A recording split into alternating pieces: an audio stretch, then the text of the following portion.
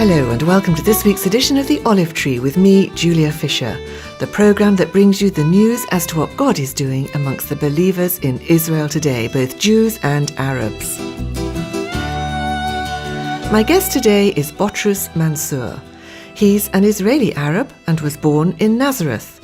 A qualified lawyer, he has chosen to stay in Nazareth, where he is the General Director of the Nazareth Baptist School, one of the most highly regarded schools in Israel, and a school where today both Christians and Muslims are educated. I recently went to visit him at the school, and he started by telling me that not only is this the school he went to, but it's also the school his mother went to. I came here in the third grade and graduated here. I got the education here, and I came to know the Lord also in this school. So it's a very special place for me. Can we just describe the school? Because it's a Christian school. It's run by the Baptist Church here.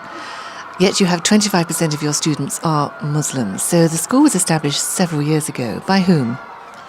The school was established by the Southern Baptists in America in 1935 with a small break during the Second World War, but reopened in 1949. And this year we have our 57th graduation class graduating. It's a K-12 school with around 1,000 students.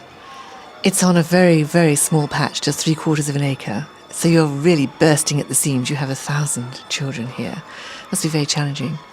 Yes, it is. It started, as a small church school in downtown Nazareth, very close to Marysville. But because of the change of demographics and because of the good reputation that it gained through the years, we had more and more packed classes. We built more and more. Now we've reached the maximum. We can't build anymore.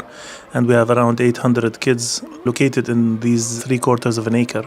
Can you just describe the ethos of the school? It's very much a Christian school. Has it changed at all over the years, or are you still as strongly Christian now as you were when you started? I can remember the days when I was in school. I think the ethos is the same. We want to give quality education, but from a Christian point of view, holding both high excellence in education with the Christian message being proclaimed, especially in this unique place, the hometown of Jesus, telling the story of Jesus in his own hometown, combined with excellent education. I think this is the ethos of the school.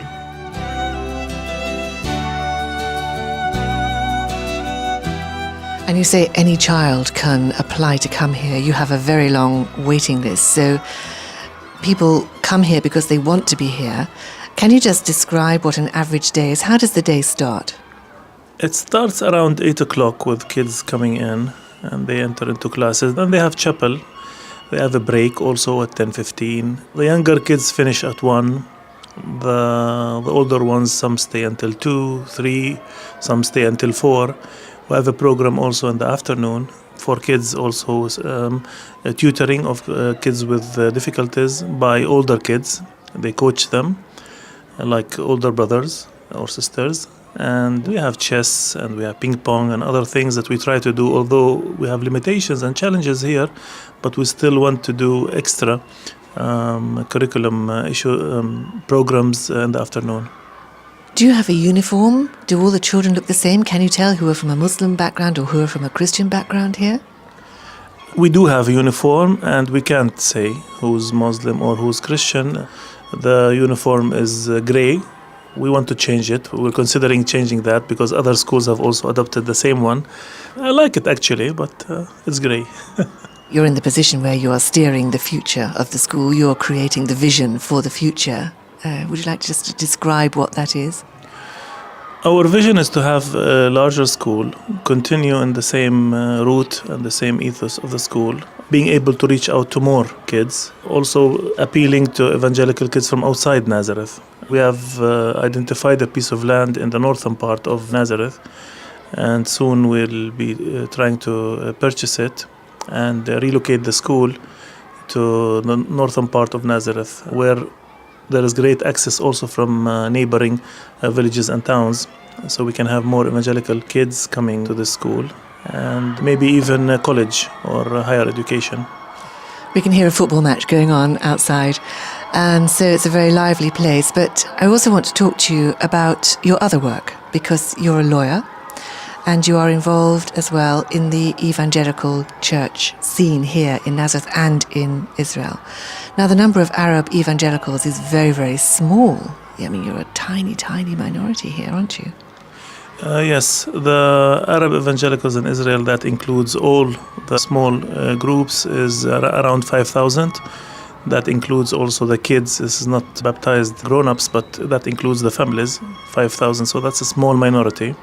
It's a vibrant church. It has very good relationships among these small groups together, although these are small churches, but they have very nice relationship with one another. And we believe we have a special calling here in this special country. Knowing Jesus personally, we don't claim we're the only ones who know him personally, but having that very high on our priority, at least in our churches, we see that as very important and wanting to share that with other believers, other people in this country. Being such a small number, though, you must feel very, very squeezed and misunderstood even. We feel marginalized. We are a small minority in the larger Christian community in Israel, in the larger Arab community, which is the majority are Muslims, and then as Arabs in Israel. So we're a small minority in a minority in a minority. But still, I think minority is something that you feel. Sometimes we do feel marginalized, but sometimes when we have believers coming from abroad, staying with us, having some kind of relationship with our churches, partnering with us in something that diminishes this feeling of being a minority. Can I ask you a very direct question? Why do you stay here? You could be having a much more comfortable life in America or elsewhere. You're highly qualified, as are many evangelical Christian Arabs living in Israel. Well, that's a good question. I feel the default would be to leave, actually. But being here in the hometown of Jesus is special.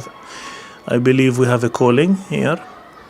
It's not for granted because there are difficulties, political and economic here. This is a country of conflict, and it would have been much easier for people like myself to take the family and leave to somewhere else in the West. But we feel it's special in this place. We're just 100 yards from the well where most probably Mary and Jesus used to come in order to fetch water. And I won't be surprised if one day I ask the Lord if he ever came to the location of Nazareth Baptist School, that he would say yes, he did, because it's very close to where his mother used to come and get water. And he was rejected in Nazareth. So that's the sad point about it. We're trying to reverse that. He did not do a lot of miracles here. He was followed out of the synagogue. And Nazareth, although it's his hometown, it was not the pleasant experience for Jesus. However, he's called the Nazarene, Jesus of Nazareth, and we'd like to reverse that. We want his name to be glorified and very high, especially in this place in Nazareth. You may just be a small church, but you have 1,000 children coming to this school every day, so you have an enormous influence.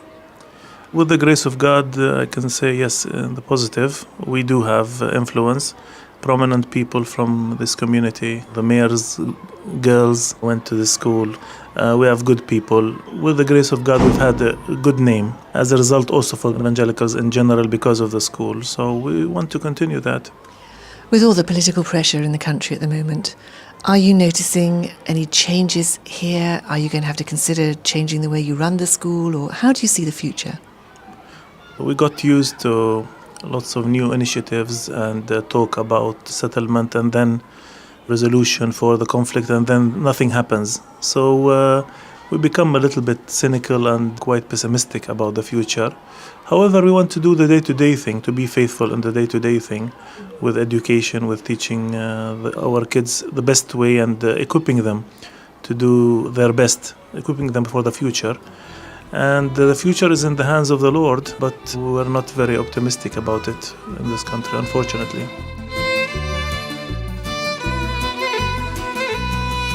We did just mention that you are a lawyer, but you've put most of your work as a lawyer to one side in order to work here at the school.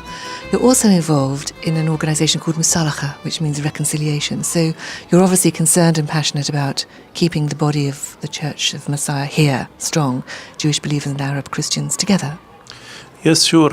Arabs and Jews who believe in Christ are the body of the Messiah here in this special place, the Holy Land. It's called the Holy Land. I know we have differences because of the land issue and because of the wars that happened here and because of the conflict between the nationalities, Jewish, Israeli, and the Arab. I'm part of Musalaha and trying to bridge on these differences. It's not easy, and in times of conflict, they're more tough even. But I think it's very important to have the body of the Messiah really united and knowing the good things about each other, getting to know each other personally, and also talking about the narrative of each community or each nationality, which is not easy to hear it, but there's no other way. This is the tough way, but it's the only way. And Jesus came and he said, I broke the barrier. He broke the barrier of hostility between both nations, and this should be true here in this country too. I'm trying to do my part in it. What would you say to the church in the West, many of whom take sides? They're either pro-Palestinian or pro-Israeli. Some of them are very extreme in their views. What would you say to them? First of all, I would say, your theology is good for you, but remember always with your theology that for you it's maybe doctrine, but it's very theoretical. For us, it's real. It can impact our lives here. So be careful before, proclaiming that theology, that end of days solutions and ideas and proposals that don't affect you personally, but they affect us as the remnant of Arab and Jewish believers in Jesus in this town, in this country. I would also ask them to come and connect with us, get to hear the story very well. You cannot give a sound doctrine just by reading the books and reading interpretations. It also involves the life of the people. Come and meet the people, hear the story, and then you can articulate your doctrine or your eschatology in a better way and not just do it from afar. That's it. Botrus Mansour, the General Director of the Nazareth Baptist School, sharing his story. And you're listening to The Olive Tree with me, Julia Fisher. You've heard how challenging life can be for believers living in Israel today. If you'd like to find out more and prayerfully support both Jewish and Arab believers living in the Holy Land, let me tell you about the Olive Tree Reconciliation Fund. We're a small charity based in the UK. If you'd like to know more about our work and receive our free bi-monthly newsletter, please either visit our website www.olivetreefund.org, where you'll also find articles, programmes and news about our next tour, or write to me, Julia Fisher, at the Olive Tree Reconciliation Fund, P.O. Box 850, Horsham, RH12 9GA in the UK. Join me at the same time next week for another story from the Olive Tree. Until then, goodbye.